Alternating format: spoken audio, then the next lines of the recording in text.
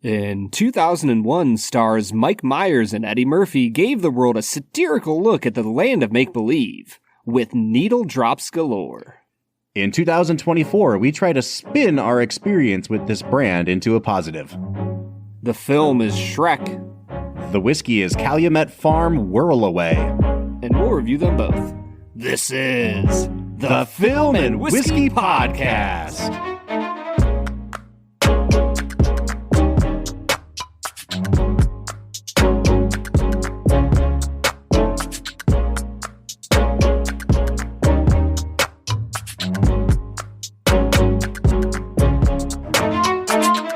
Welcome to the Film and Whiskey Podcast, where each week we review a classic movie and a glass of whiskey.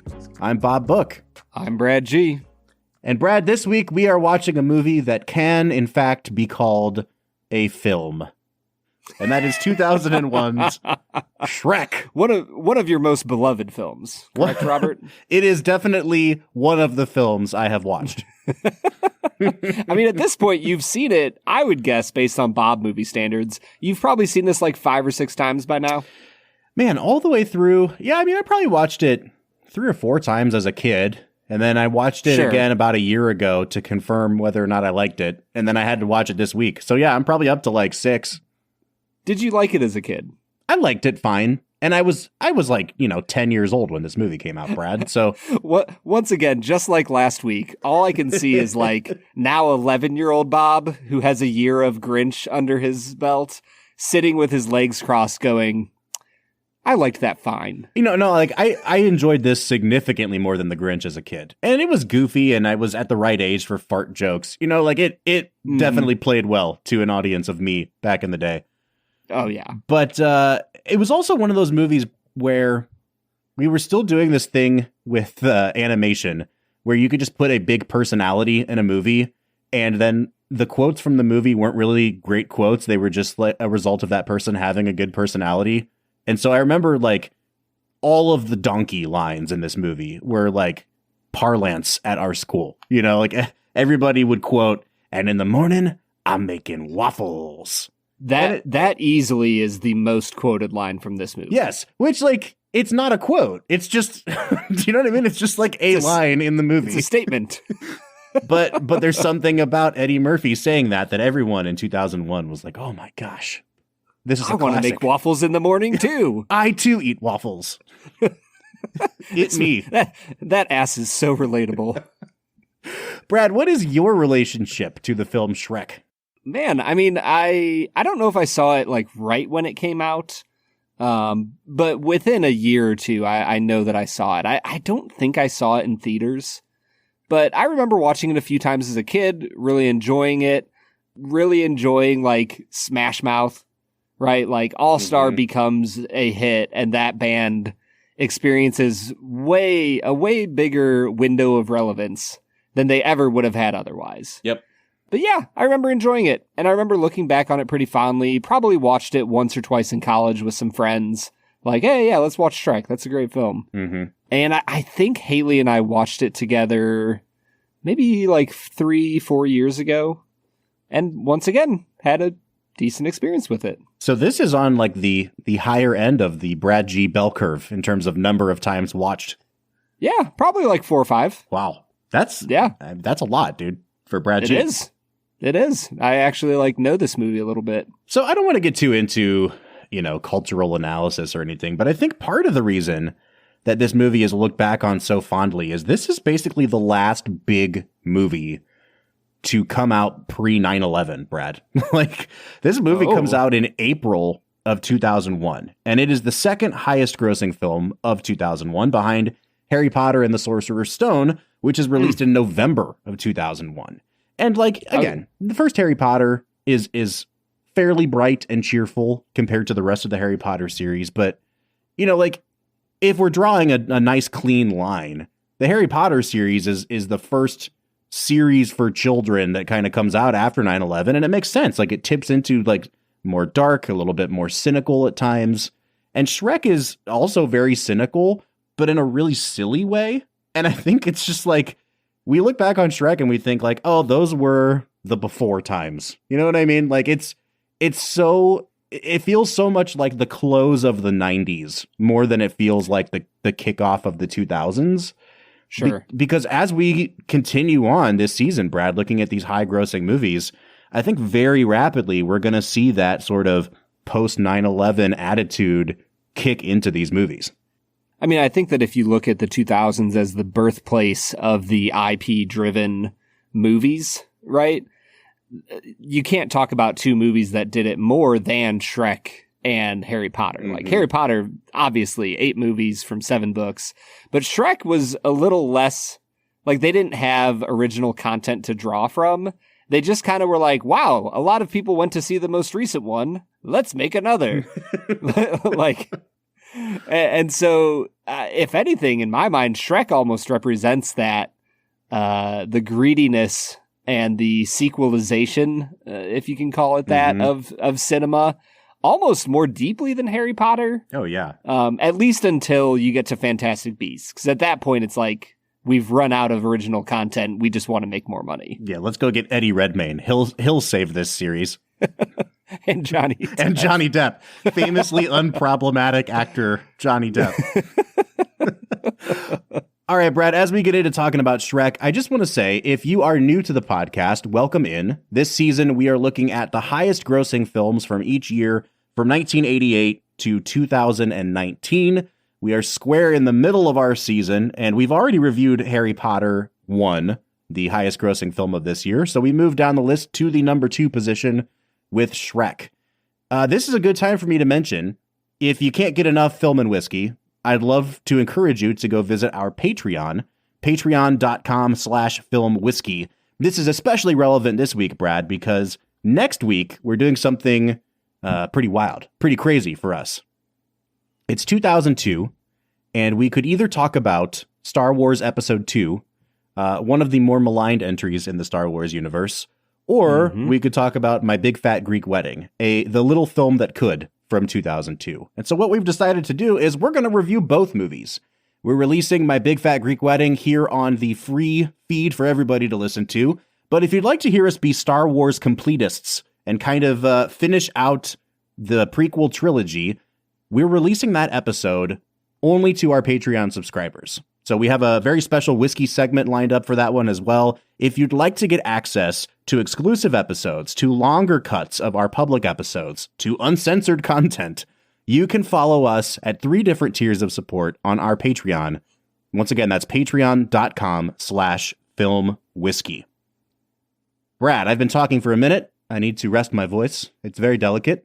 And that means that it's time for our first segment of the day, which we call Brad Explains. Brad's gonna give us the movie plot with only 60 seconds ticking on the clock. So let's go ahead and hear your take with this little segment that we call Brad Explains. Brad Explains is the part of the podcast where Brad breaks down the plot of the movie that he has just seen, apparently like 6 times now. Brad, you should be an expert at Shrek at this point. I think that anybody could watch this movie once and be an expert. Because the plot of this film, I think, personally, to its credit, is a very simple plot. Very straightforward movie. Brad, you have 1 minute on the clock to spoil this movie. So, folks, if you have not seen the 2001 film Shrek, go ahead and hit pause here. Check it out. Come back and listen to Brad break it down for us. Brad, 1 minute. You just said that as if there's anybody listening to this podcast who hasn't seen Shrek. or that is so motivated to see it now. Oh my gosh. You know, it's been 20 years, but I think now I'm finally doing it. We're going to boot up the old VHS player and put on Shrek. You have 1 minute on the clock and go. Shrek is a film about an ogre who has his land occupied by the local prince named Prince Farquaad by a bunch of fairy tale creatures. In an effort to get the creatures kicked off his land, he goes on an intrepid adventure with his trusty sidekick known as Donkey to meet Lord Farquaad. Lord Farquaad sends him to save a princess that will make him a king. En route, he falls in love with the princess, who has a little secret of her own that she turns into an ogre every night. There's a misunderstanding, and the princess gets angry with the ogre, and at the end of the day, they reunite, kick the crap out of Lord Farquaad because he sucks, and they live happily ever after. And boom goes the dynamite. Boom. You know, Brad, this is a film full of very dirty jokes, but I had never put two and two together until you said she turns into an ogre every night. And I was like, yeah, she does, baby. a lady in the streets, but a freak in the bed. A freak in the sheets, Bob. Well, yes. I'm quoting the Usher song. Oh. Yeah. Okay, let's dive into the movie. I think we should start with performances, because last week we put off performances until like the 50-minute mark. No. Let's start with Mike Myers. Okay, so it's very famous that this movie had been in development for years and years, and Chris Farley had been attached to play Shrek, a very non-Scottish version of Shrek. There are still surviving recordings of Farley reading some of the scenes, and then he tragically dies. They bring in Mike Myers. Mike Myers re-records all the dialogue as Mike Myers, and he is at the height of his power in Hollywood. 2 really successful Austin Powers movies. After 2 very successful Wayne's World movies, he is perhaps the biggest comedy star in the world, probably up there with Ben Stiller at this time. And he decides... Go ahead, sorry. Can't forget the cult classic, So I Married an Axe Murderer. Back in, 92, 93? Yeah, something like that. He was still riding high off the success of So I Married an Axe Murderer. That's right. So he does this whole movie as an American and then decides, you know what? I do this one accent really well, and I've done it in everything I've ever been in. Maybe Shrek should be Scottish. And he apparently had the juice in Hollywood that they were just like, yeah, sure, Shrek's Scottish now. And so once again, they re-recorded the entire movie with Shrek now giving his famous Scottish accent. Brad, I mean, it's kind of hard to talk about this performance because it is so iconic now. Like it is one of the most famous animated characters ever, up there with probably like Woody. Like I don't even know who else would be in this echelon. Shrek is just Shrek. He has a voice that is Scottish. Don't question it. It's just an icon of animated movies. I was going to say Mickey Mouse might have the only other like just as famous voice. Because like Woody is probably one of the most famous characters, but it's just Tom Hanks being Tom Hanks. Right. Well, that's kind of what I'm saying with Mike Myers too. It's like, you know, it's Mike Myers doing his Scottish thing, but because it goes so well with this character and you can't divorce it from each other anymore. No, I mean, at any point in anywhere in this country, you could go, donkey, and like everybody in the room will know who you're talking about. I used to say, there's a moment in this movie where he says, hold the phone. And I used to say it all the time as Shrek because it's just such a great, hold the phone. Like, it's such a great little thing. And that's not one of the things people quote. So everyone's like, what are you doing? And I'm like, it's from Shrek. He goes, hold the phone. Come on, man. Here's the thing, man. There are an incredible amount of great little one-liners that I noticed this time around that, like, for some reason hadn't stuck out to me before.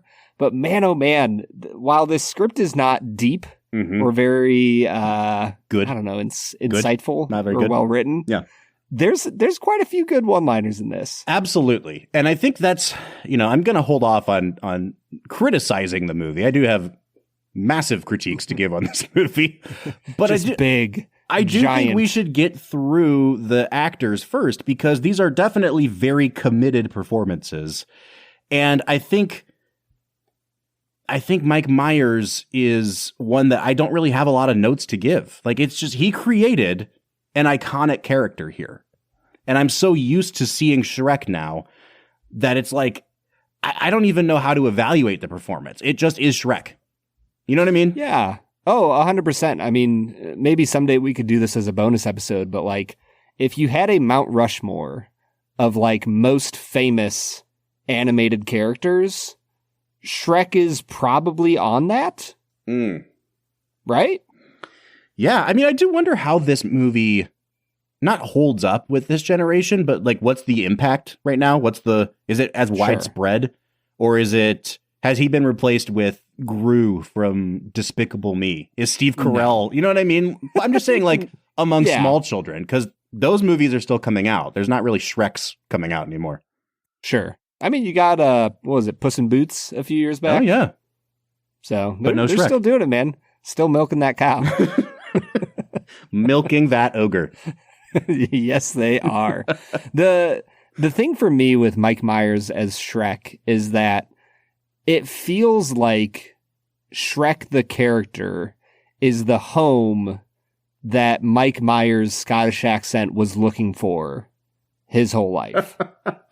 Does that make sense? Yes. Because like I think about him in So I Married an Axe Murderer, and he just plays normal Mike Myers, no Scottish accent. But there are a few scenes with his dad, played by Mike Myers, the character's dad, and he's singing like Rod Stewart, If You Think I'm Sexy, in a Scottish accent. Right? And it's like good and classic and funny.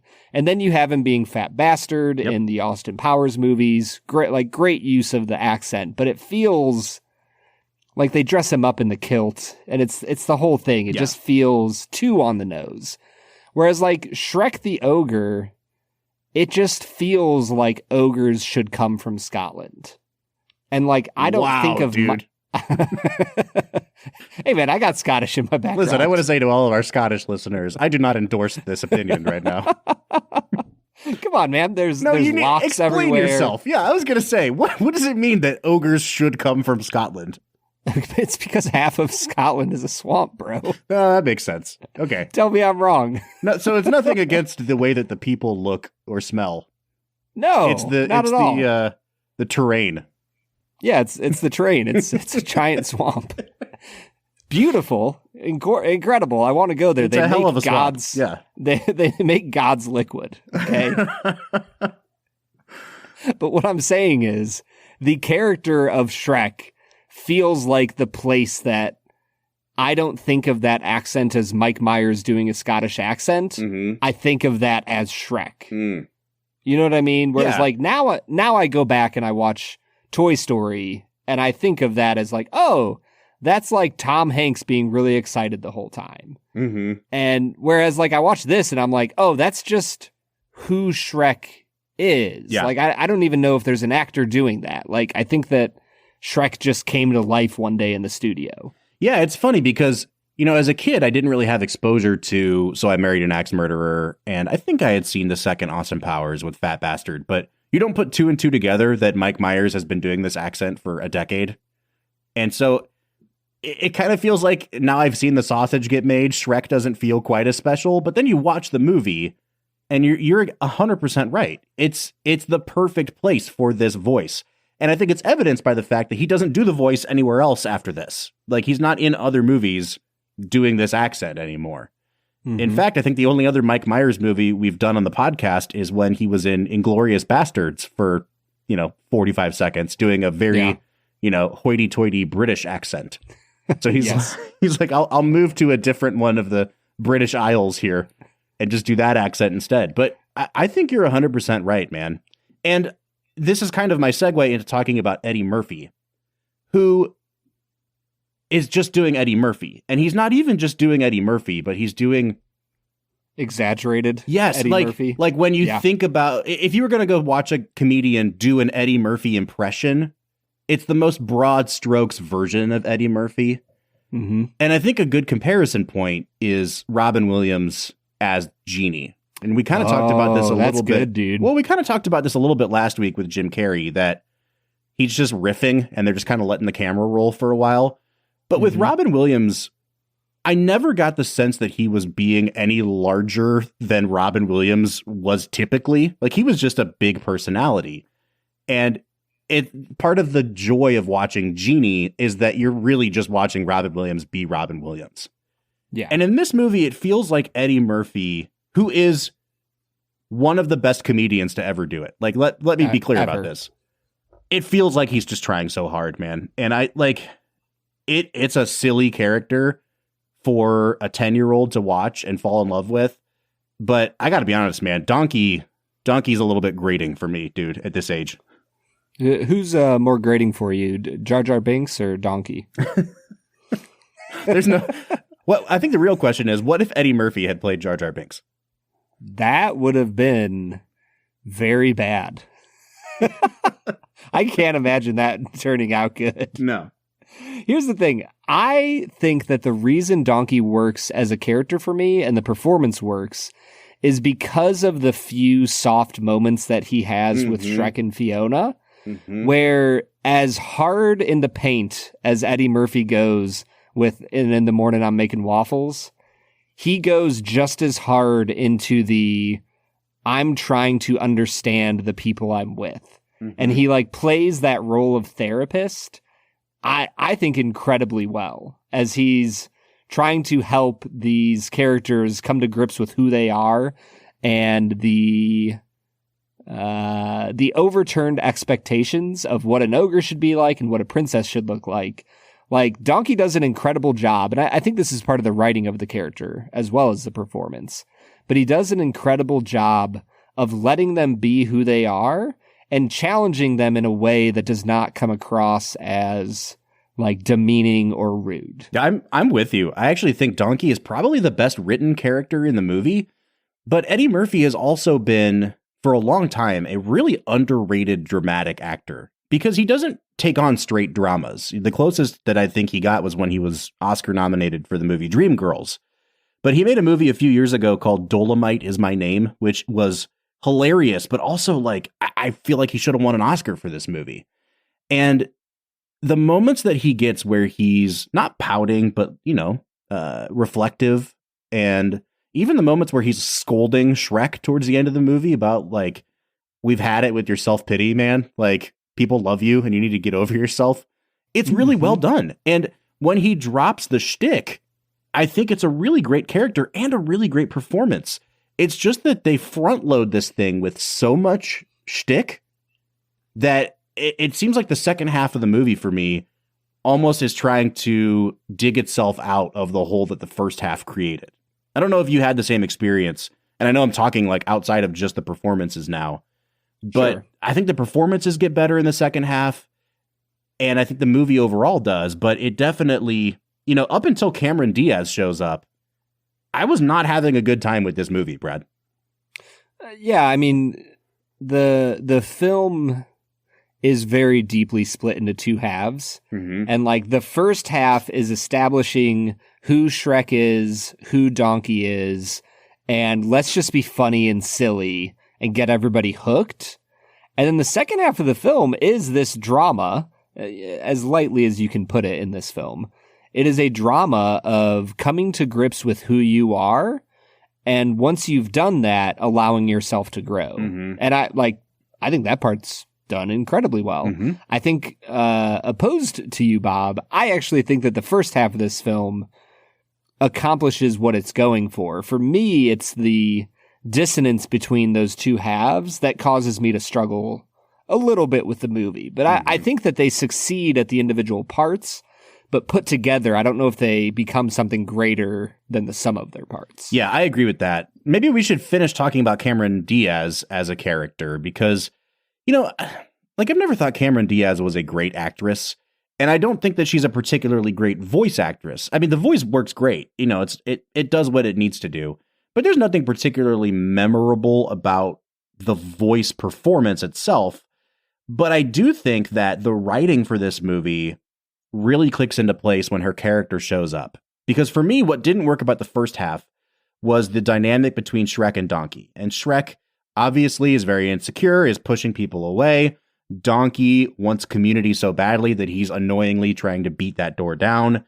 I did feel like the movie went overboard in just how mean Shrek is.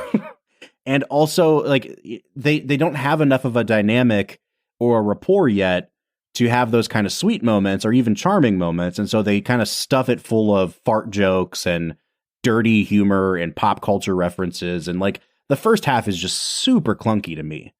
And then Cameron Diaz shows up and she immediately slides into this role of mediator between the two of them. And the dynamic works perfectly. Like the way that Donkey bounces ideas off of her, the way that she and Shrek immediately have this sort of flirtatious, you know, rat-a-tat with each other. And then just watching that triangle of friends, I like the second half of the movie, I have very few complaints about. And I think a lot of it has to do both with Cameron Diaz's performance and also how much better the writing gets. And that's for me the strength of this movie. And I might speak a little more on this at the end when we're giving scores. But I think that the chemistry between the three main characters, even John Lithgow to a point, like, I think that the four of them, it feels like you have four really veteran actors who are just comfortable in what they've been asked to do, giving just a hell of a great performances. And the way they interact with one another, the way that they play off of each other, man, I think that that's the strongest part of this movie. Because you're right, man. Once Cameron Diaz, Princess Fiona joins up with Donkey and Shrek, the whole movie just completely takes off. Yeah, I mean, it's really similar to me to The Grinch last week, which I think is a much worse movie than this. But once they finally commit to actually getting into the plot, the movie starts going at a pace that it just was dragging along at. And I think that happens here to a lesser extent. But I was in the theater, I say theater, they did a screening of this movie a couple weeks ago at a local theater. And I was like, the timing is perfect. I took my 7-year-old with me. It was his first time seeing Shrek. And he was kind of into the first half. But I think that, we'll talk about this in the second half. It's like a really violent movie in a way that kids' movies aren't violent anymore. And I'm reminded of what we were watching as children of the 90s. But that wasn't really working for him. The fart humor was only kind of tiding him over for so long. And all the kids in the theater were super restless for that first 40-ish minutes.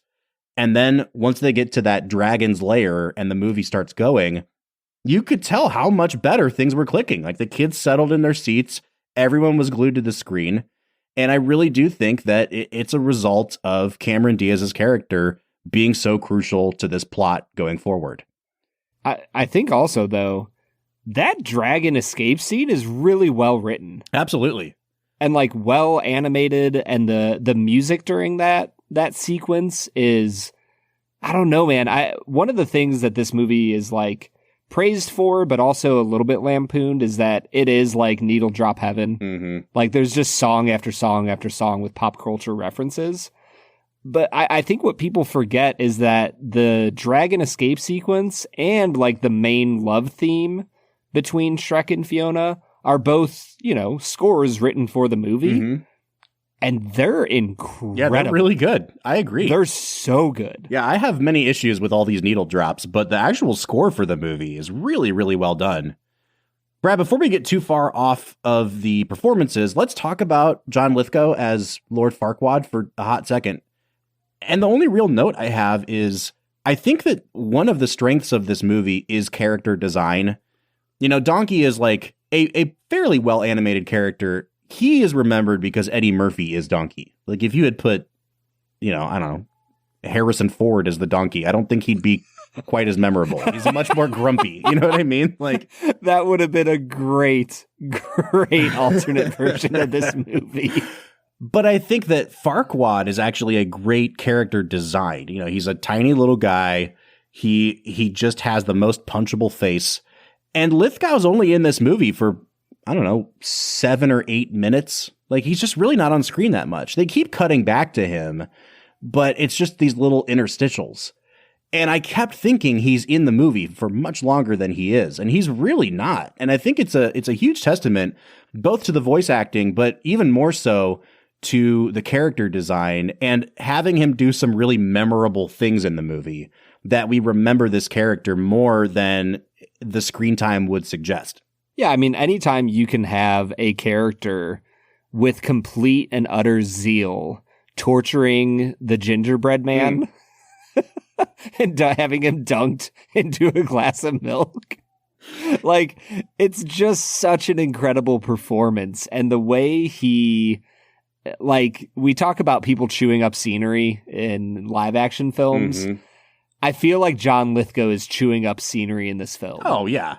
But with so much glee. Oh, it's so... Yeah, glee is a great way of putting it. That, like, when he gets lifted out of his horse and the fake legs stay there. Oh, it's such a good touch. Oh, it's perfect. And it's a perfect little moment that represents all of what Lithgow does with that character. And what a great performance. I will say the gingerbread man dunking, waterboarding amputation scene does not play with children in 2024. Like, yeah, when I watched it as a kid, I think we had seen enough of these like fractured fairy tale lampoons that this was the best version of that, but we were used to seeing people kind of spoof fairy tales. Sure. And I think now, as a culture, we've gotten much more cynical, but our children's media is much more sincere. And so I think the cynicism of this movie and the spoof version of like the angle of this movie, they were looking at that gingerbread man it was like watching children be exposed to the first scene in Zero Dark 30. Like they did not like watching this man get his legs broken off because they thought of him as a real character and not just the gingerbread man. I mean, I will say, like, we saw this movie as at earliest, you said April of 2001. Mm-hmm. So at earliest, Bob and I would have been 10 years old when this came out. So like, the age difference between 7 and 10 is not small developmentally, but I often think that we introduce kids to media way too young as it is. Like, I don't think 7 is really early for Shrek, but I'll bet you there were some like 4 to 6-year-olds in the theater with you. Oh yeah. And like, this should not be viewed by them. Like we went to a Christmas party, to watch Elf. My church was hosting a Christmas Elf party, and my 2-year-old, freshly 3-year-old daughter was like scared of the film, like legitimately scared. And I was watching it, trying to think of it from her point of view, and I'm like, yeah, like, A, she doesn't really watch very many things, and B, like, this is really fast paced. There's so much happening on screen. There's a raccoon like hissing at Will Ferrell and jumping at him, and the cuts are really fast. And I'm like, oh yeah, this is my bad. Like, a 3-year-old shouldn't be watching this. But, here we are. I think there's a lot of directions we can go from that statement in particular. And I do want to talk about the outdatedness of some of this. But I think more than that, we can push that to the back half. Really quickly, though, I do want to hit on the way that this movie does adult humor. Because I think there's levels to this stuff. I think Pixar has always... Are there layers to it, Bob? Like an onion? Was that your Scottish accent? No, it was just it was close. Silly. Okay. I thought you were going with the Shrek voice there for a minute. I can try. I could do the rest of the episode in Shrek voice if you want me to. Please do. Okay. Especially as we move into the more analytical parts of the episode. What I really want is you to do this in a Scottish accent. Oh, you've got it. I do think that the Pixar movies have always done a really good job of balancing things for kids with things for adults. But the things for adults are not turning at the camera and essentially winking at, hey, do you get the double entendre? Or even just not even a double entendre, just like a boner joke. Multiple dick jokes in this movie that are not double entendres. They are single entendres, and it's just a penis, There's only one entendre. And I think that's part of why I've always felt like the humor in this movie is really cheaply done. I think the kids' humor is really cheaply done. The fart jokes galore. I think that a lot of the pop culture references are lowest common denominator. But this time around, it was the stuff that was put in there for the parents that really bothered me the most. Not just because it's stuff that kids shouldn't be exposed to, because it really did. Like the scene where Farquaad is in bed and they linger on him for an extra 10 seconds just to demonstrate that he has a boner. It's like, it went over my kid's head, but even then you could kind of tell like he was like curious as to why that went on longer than it needed to. They're all getting restless in their seats as this stuff happens. And I think that they tried so hard to shoehorn in some of these jokes that it messes with the rhythm of the movie.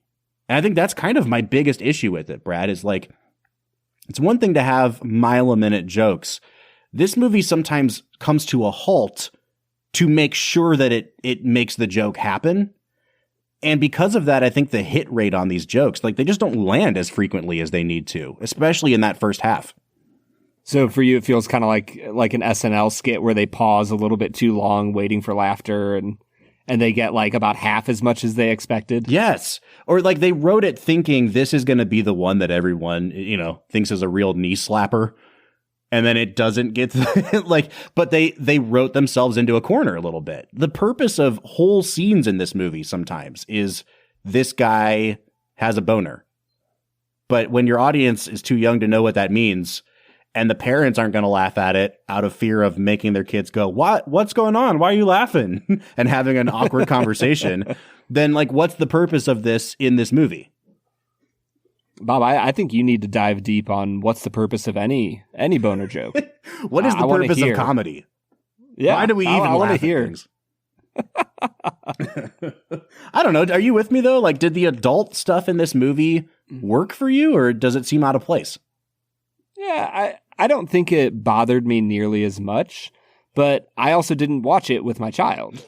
So in a theater full of small children, mind you, too. Yeah, like that, like, we always talk about here on the Film and Whiskey podcast, like the way in which you watch a film is important, right? And that's not just the screen that you're watching it on. It's also who you're watching it with. And so what I'm basically doing here is throwing Bob under the bus for going to watch this with a bunch of children. Yeah. Crucial point to make, though, is I also had my child with me. I did not go watch this movie. like your Coco experience? My Coco. I learned my lesson, Brad. Bob's crying at the end of Shrek with just thousands of children around him. So many boner jokes. All right, man. Let's drink some whiskey. What do you say? Let's whirl away, Bob.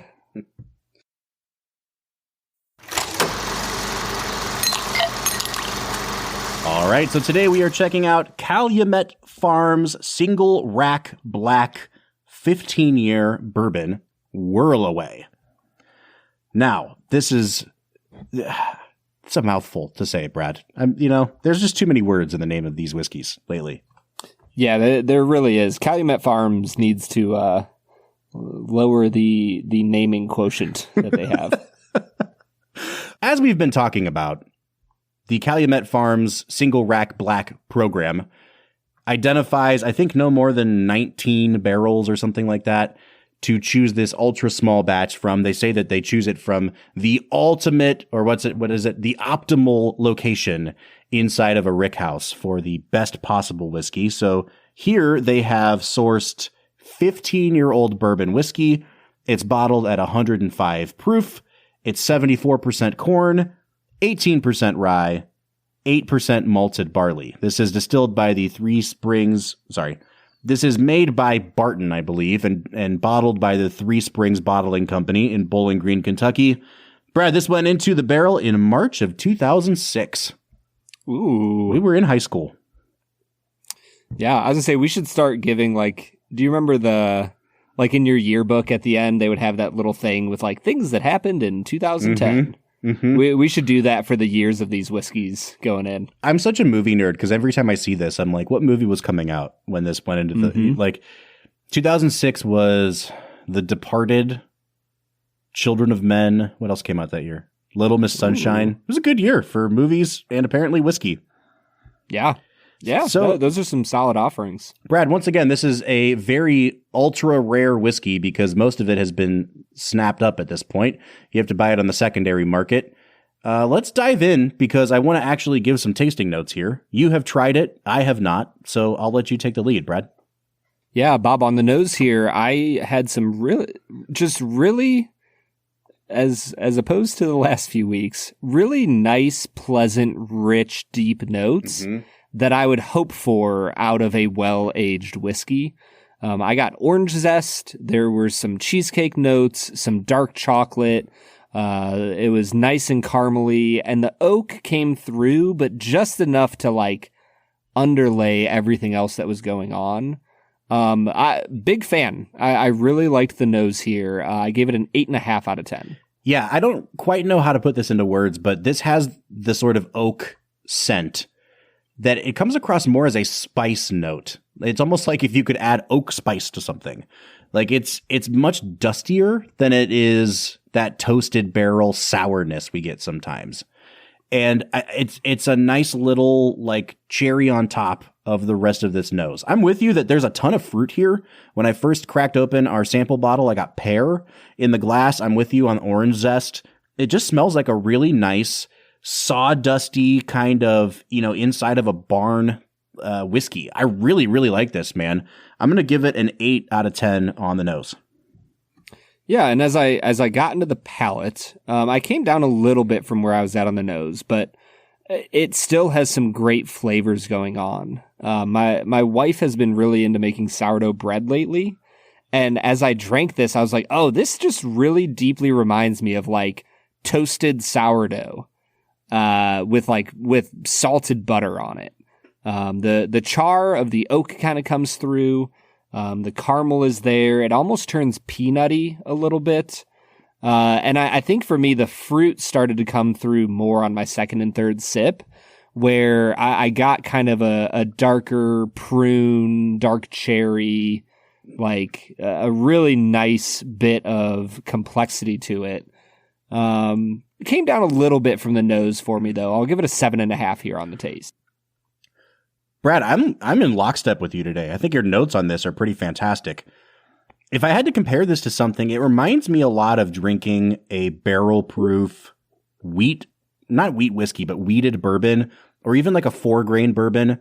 We had a bourbon at the Kentucky Bourbon Festival last year from Lux Row. That was a 4-grain that I really, really loved. And this reminds me of that. It's got those cherry notes that we really like in wheated whiskey, but it carries that sort of dustiness and softness with it as well that wheated bourbons typically have. Now, again, there's no wheat in this mash bill, but it's kind of mimicking that on the palate for me. I'm with you that right on the tip of my tongue, there's an almost sour note there, and it does carry through, but you get those really nice, dusty, fruity notes on top of it. I like this a lot. This is significantly better than the last two we've had from Calumet. Brad, I'm going to give this I'll give it an 8 again. Yeah, I think that the finish, it kind of balances out for me on the finish.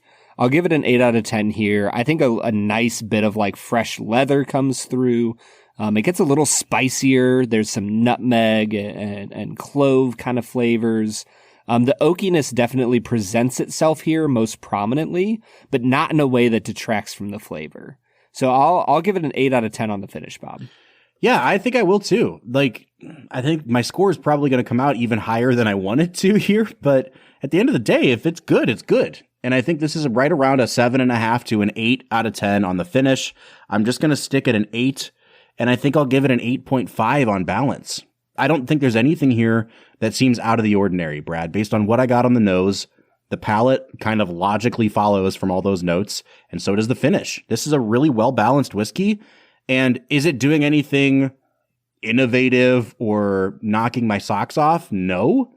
But especially at 15 years old and at only 105 proof, this drinks like a cask strength whiskey. And I think it's got a ton of character and a ton of body to it. I'm going to give it an 8.5 on balance. I think what you said about it doesn't do anything that knocks your socks off, but it's just a daggone good whiskey all around, is where I'm going to land for my value score. I don't know if I give my balance score. I give it an 8 out of 10. I think it's got really nice complexity and balance. But when I get to value is where I do kind of struggle, because at $120 plus, right? At this point, I don't know, 150, 180, 200. You could probably get it anywhere in those price points, and I wouldn't be surprised. But we'll just call it $120 plus. I want this to knock my socks off in some sort of way. I'm not going to give it a bad score, but I'm just going to stick it a 6 out of 10 here. Yeah, I mean, I can't. It's 15 years old. I get that. But like Knob Creek is making whiskey at this price point, and people pay $130 for it. You're not paying $130 for this. It's going to be $210 or more. I think that the best I can give this is like a 5 out of 10 on value. And that's assuming that you really like product like this and that you know what you're getting into. So yeah, I'm just going to stick at a 5 out of 10, which brings my final score to a really respectable 37.5 out of 50. How about you, Brad? Bob, I'm a half point above you, 38 out of 50. All right, that takes us to a 37.75 or a 70. Is that a 75? No. 75.5. 75.5. Got it. Which takes us to a 75.5 out of 100. So this is below the 80 mark where we typically say something is great, but it's above the 35 mark, Brad, barely. I think this is a worthwhile whiskey. If you know someone that has a bottle of this that's willing to pour it for you, you're going to really, really enjoy this whiskey. Now, if you go to a bar, a pour of this is probably going to run you at least $20, probably more than that. I still think that in a vacuum, this is probably worth a $20 pour. I don't recommend buying a bottle of it. I just can't justify that price hardly ever, Brad. Yeah, I think I'm in the same place as you, Bob. Maybe if you had one friend to go in on it with and, get $3.75 each, it might be worth spending half that on a $3.75. But yeah, I would say go, if you can find this at a well-stocked whiskey bar, go try it. It's a very interesting pour that has good, solid bourbon experience type flavors. But like you said, I don't know if there's enough uniqueness here to make it stand out in like luxury bourbon. All right, man. That's Whirlaway. That's Calumet. I think that's the third and final Calumet for the season. An interesting brand experience, Brad. I'd never really tried any Calumets before. I'm glad I have. I'm glad we didn't have to pay for them, if I'm being honest with you. I am too. Yeah, I am too. Thank you for biting that bullet for us, Wes. Great friend of show. It was really interesting doing Calumet 3 weeks in a row. We haven't often sat in a luxury brand for that long. Like even when we had, I think it was the end of season 2 or the end of season 3, we had a bunch of like BTAC level Buffalo Trace products in a row. And even that was like different brands from within their portfolio. So I think this might be the longest we've ever sat in one luxury brand. Yeah, it's the opposite of the springtime of swill. I don't know what you call this, but something alliterative. Springtime of super expensive whiskey. I think that's exactly what it was, Bob. There it is. All right, man. What do you say we get back into talking about Shrek? Let's get to it. All right, everybody. That was Calumet Farms Whirlaway, a whiskey that somewhat redeemed the brand for us, Bob.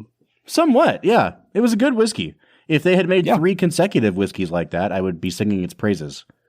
Yeah, I think so too. Like if they had had 3 whiskeys in a row that are like a 6 to 5 out of 10 value, but like solid good juice, I would have been much higher singing their praises. It's just really hard when you're doing well-aged bourbon. It can get too oaky really, really quick. So fast.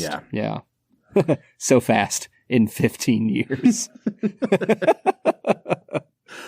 All right, Brad, it's time for me to try to redeem myself because I am on a losing streak when it comes to our next game, which we call 2 Facts and a Falsehood. Brad is gonna try to stump you, Bob. 2 are right and 1 is wrong. 2 facts and a falsehood. 2 Facts and a Falsehood is the part of the show where Brad presents me with 3 items as fact about the making of this movie, one of which is a complete lie. Brad, I think I'm sitting at 9 and 5 on the season right now. Does that sound correct? It does sound correct to me, Bob. Okay. Well, maybe I should have tried to get away with saying 10 and 5, but I think it was actually 5 and 9. Yeah, that's right. Remembering. That's right. All right, you've got me at 9 and 5, and we're talking about a movie that I know only a little bit about the production of, and I've pretty much said everything that I know already. So I am not optimistic about this week. But Brad, hit me with your 2 facts and a falsehood. Fact number 1, Shrek was the 7th movie animated by DreamWorks Animation Studios and was comprised of nearly an entirely new team of animators due to the dwindling box office revenue of the previous 6 films. Fact number 2, the principal actors in this movie never actually met each other. They all read their parts separately, with a reader feeding them lines. John Lithgow later admitted that while he enjoyed playing Lord Farquaad, he was a little disappointed that he never actually worked directly with Mike Myers, Cameron Diaz, or Eddie Murphy. Fact number 3, the song All Star by Smash Mouth, heard in the opening credits, was only a placeholder song for test screenings until a new song could be found. But the test audience loved it so much that the producers kept it in. After they decided to keep it in, they decided that they would also let the band perform the final song of the movie, I'm a Believer. Man, 3 good facts. Well, 2 good facts and 1 good falsehood, Brad. Oh, thanks, man. Okay. Number 1 sticks out to me pretty immediately just because I didn't realize that DreamWorks had done 7 movies to this point. I know that they had definitely had dwindling returns because around this time is when they did both The Prince of Egypt and then not the sequel to The Prince of Egypt, but they did a movie about Joseph as well that just really did not do well. And I know that Shrek had been delayed for so long because it was all computer animated. It was 3D modeling. So this was like a big deal for them. And it was a completely new thing they were moving into. I just don't know if it was 7 movies in. And I don't trust you that you wouldn't change one tiny detail like that. Number 3 sounds interesting. I want to say 3 is true. Just because like I feel like I remember hearing somewhere that All-Star was not supposed to be in the movie, but that it just worked really well. And number 2, I just don't know. Like, I would like to think that they were in the studio together at some point, but I mean, this was a different time. Who knows? Maybe they had busy schedules. A different era. A different era. I mean, you could work through the films before it. I don't know that I know them all off the top of my head. Like, yeah. I what I want to do is ask you if you would be so petty as to just change it from like, oh, this was only the 5th movie to this was the 7th movie. But you have already proven yourself to be a person that does that sort of thing before. So I have not proven that because I do not do that. And B, no, I would not just take that fact and change it from 6th to 7th or 8th to 7th. And then just call it a day. I wouldn't do that. Okay. Well, then in that case, I will come off of number 1 and I will say number 2 is the falsehood. I don't feel confident, but that's my final answer. Bob, you have talked yourself out of the correct answer. Oh no. Really? Yeah, you have. Oh. You're gonna bitch. The reality is it was not the 7th movie. But there's nothing about it being an entirely new team of animators. The entire fact was false, including the fact that it was not their 7th movie. I am gonna bitch. You're right. I'm so mad at you right now. You did such a good job at subtly leading me astray. You bastard. The only part of that fact that was true was that Shrek was animated by DreamWorks. You are the Lord Farquaad of this podcast, right down to the height differential. Yes, you are the Shrek of this podcast. True, Rob. right down to the smell. The ornery ogre. I have layers, man. From Scotland. All right, I'm at 9 and 6 on the season. Brad continues to piss me off. And that is just par for the course here on Film and Whiskey. Brad, let's get back into talking about the movie a little bit. So, if you remember, I want to say, 3 seasons ago, we started talking about Shrek every now and then. This is a movie that's come up surprisingly frequently on the Film and Whiskey podcast. And not by me, to make note. I do not bring this movie up. Yeah, and Brad, I think that what I have noted to you is that this movie took on a very different life after its release and after its sequels even. It was a really successful franchise. And I think the second one was maybe the highest grossing movie of like 2004 or right up there. It made even more money than this one did. But somewhere around the early 2010s, Shrek became like an icon of meme culture in ways that weren't related to Shrek at all. Kind of like how your weird boomer aunt uses pictures of Minions to talk about things that aren't related to Despicable Me. Shrek did the same thing. But it ended up taking on like a really weird, dark side quest. I don't want to talk about that stuff at all. But what I was trying to tell you, Brad, was like, Shrek has become so ingrained in internet culture that I think people actually retroactively read their familiarity with Shrek back onto the movie.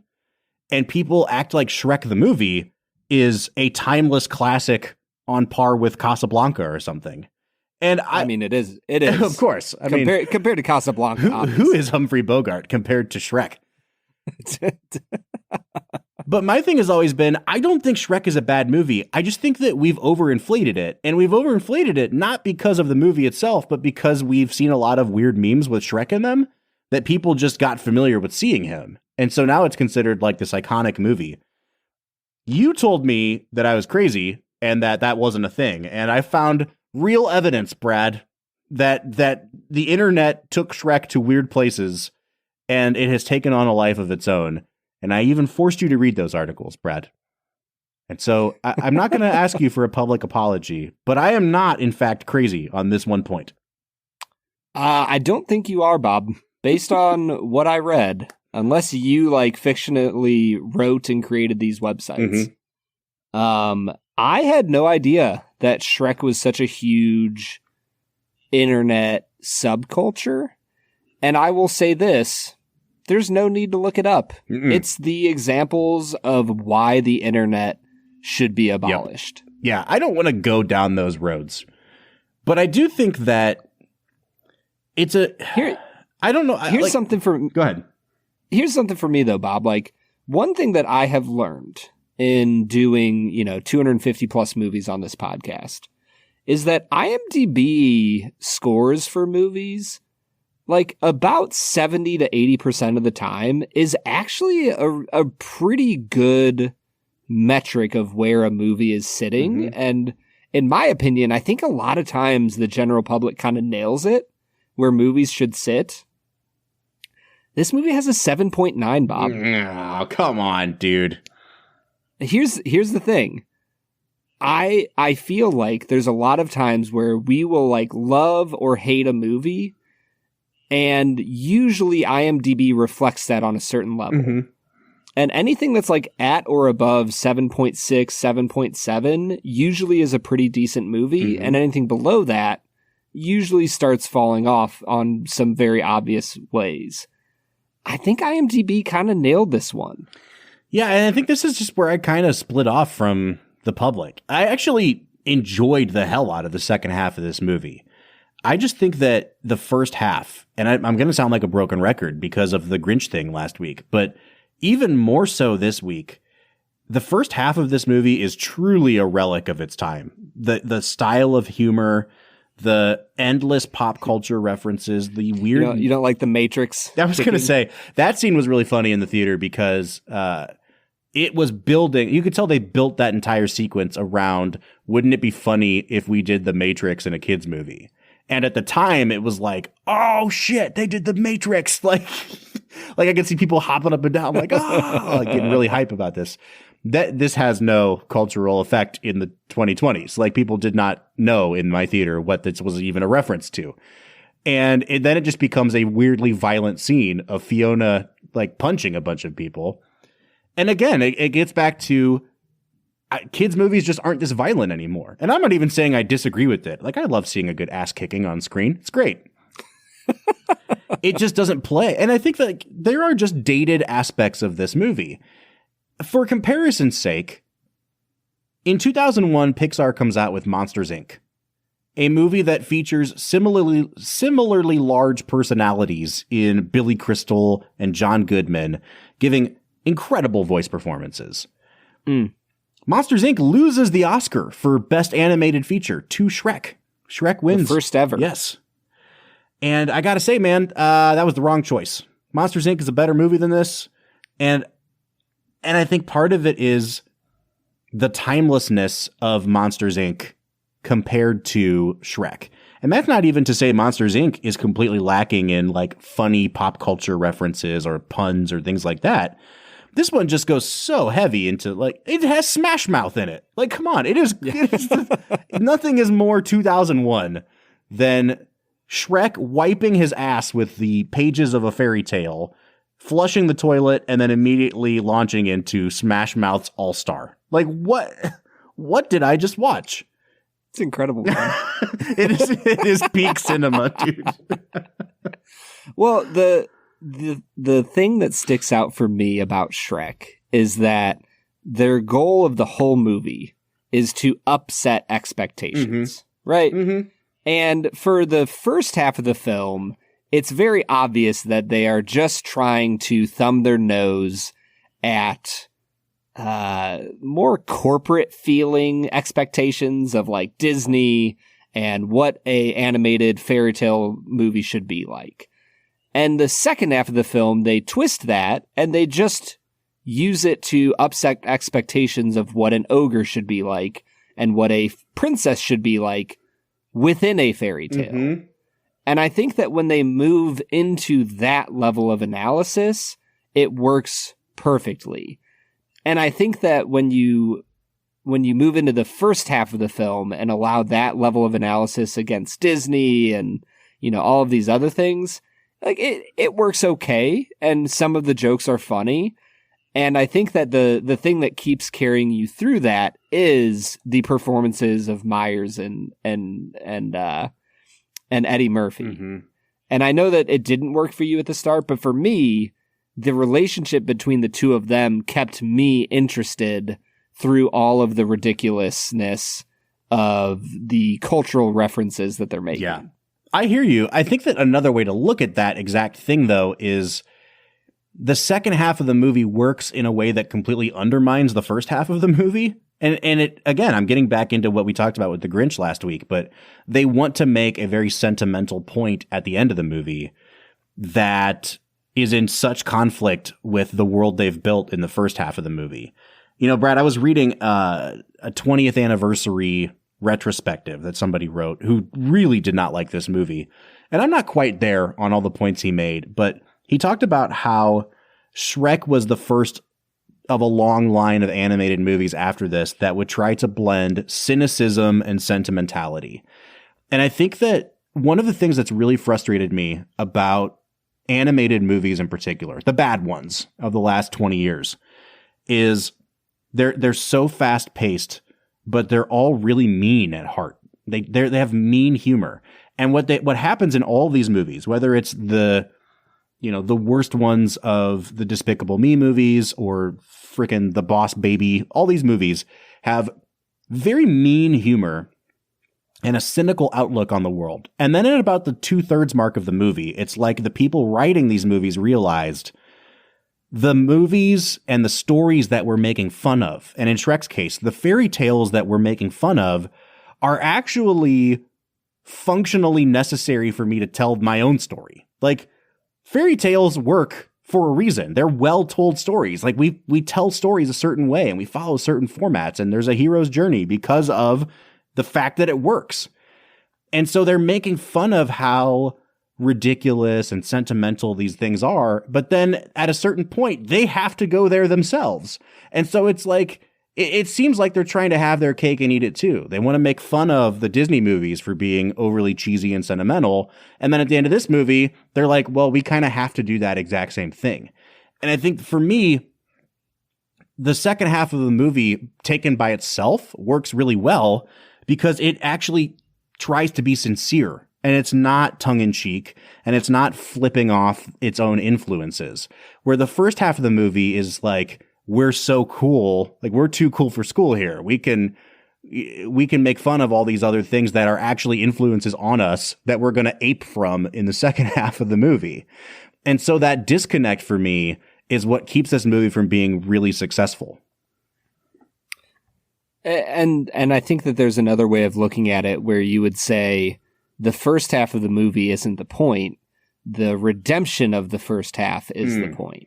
And I think that the second half of the film kind of redeems those things in their eyes. And the reason I say that is because for Shrek, those things are redeemed. Like, through the point of view of the main character, we start off by wanting to reject the fairy tales that are squatting on our land. We want to get rid of them.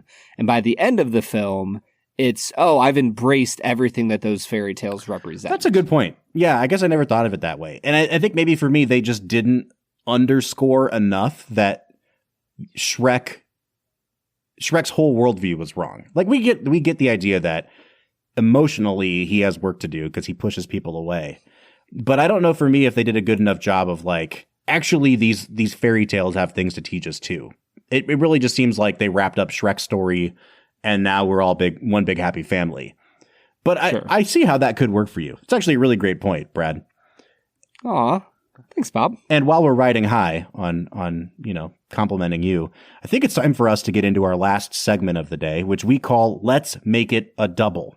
We're near the end of the episode, so thanks for listening to the Film and Whiskey Show. Let's pair another film with this one, even if it's a struggle. It's the final segment of the day, now let's make it a double. Let's Make It a Double is the part of the show where we pick a movie to pair up with this one to make the perfect double feature. Brad, do you want to go first, or do you want me to? I'll jump in, Bob. I picked another movie from this era, another movie that I believe came out in the same year. Let me look really quick. Came out a year before this. I think it has a similar vibe to this film as far as being a little bit irreverent, a little bit making fun of its own storytelling, fairy tale type of history. I am going to pick The Emperor's New Groove. Yeah, I think that's probably the closest that Disney gets to doing this exact thing. Yep. Like exactly. It's very like, I don't even know what the word is for that kind of humor. Like it's not, I don't want to call it tongue in cheek, but it has an FU attitude to its own influences. Mm-hmm. You know what I mean? Yeah, 100%. That's why I picked it.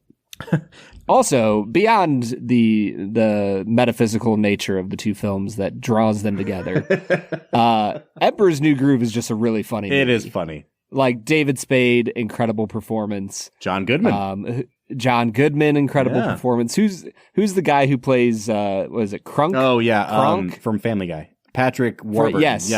Yeah. Oh, dude, all-time great character performance for an animated film. That's a good one, man. I think I'm gonna go with The Princess Bride. And I can't take credit for this because it was in that article that the guy wrote that hated Shrek.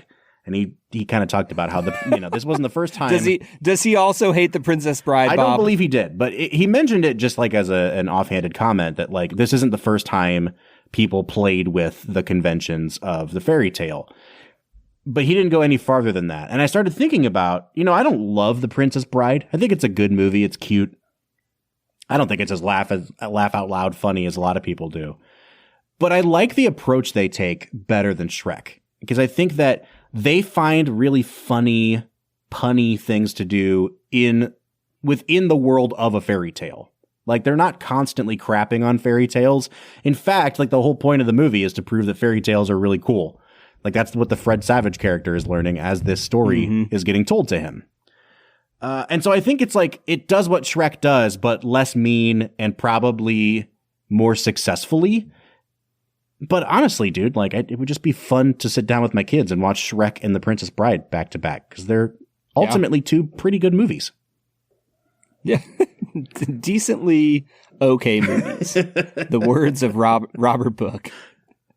Bob, I'm curious. We're getting into final scores territory. I want to hear where you're sitting on Shrek at the end of the day. Yeah, man.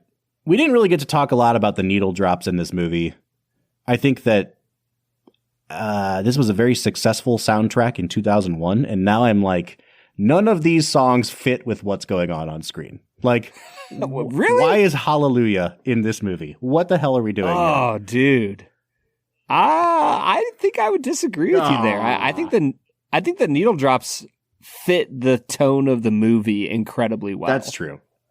It does feel like a movie that was made by the people that also were writing like the MTV Movie Awards.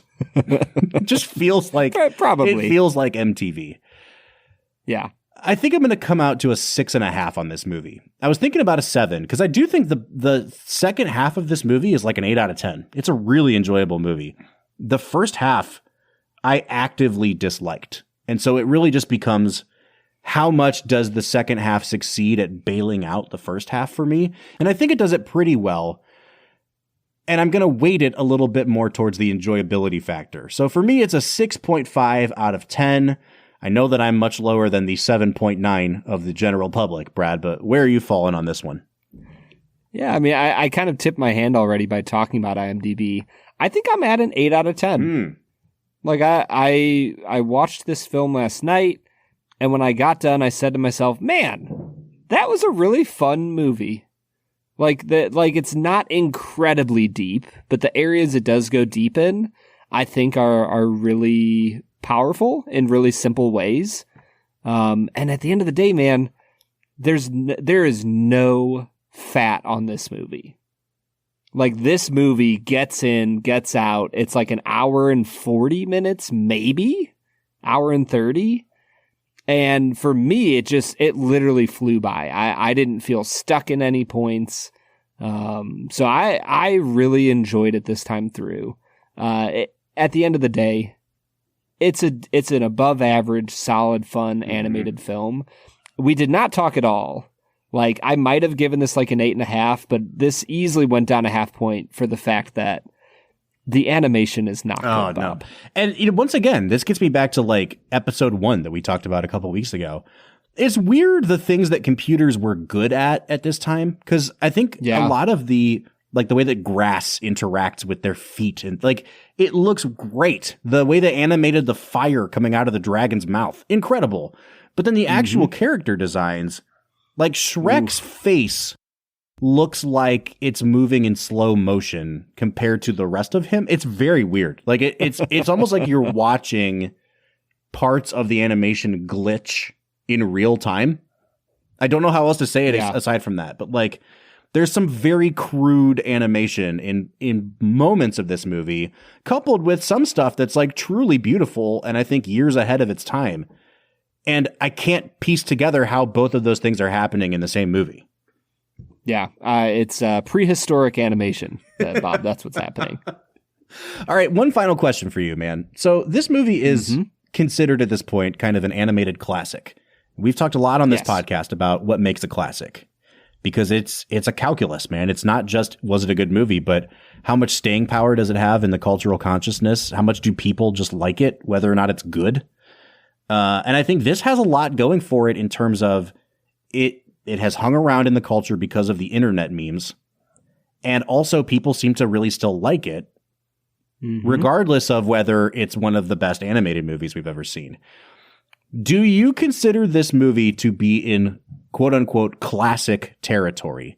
And I ask this partially because in, 10 weeks or whatever, we're going to be looking at a movie called Frozen, which was also a cultural phenomenon, which also seems to tick a lot of these boxes for being considered a cultural classic, and is also a movie that I don't think is that great. So, like, I want to get it out in the open now. Like, if Shrek's a classic, does that mean Frozen is a classic?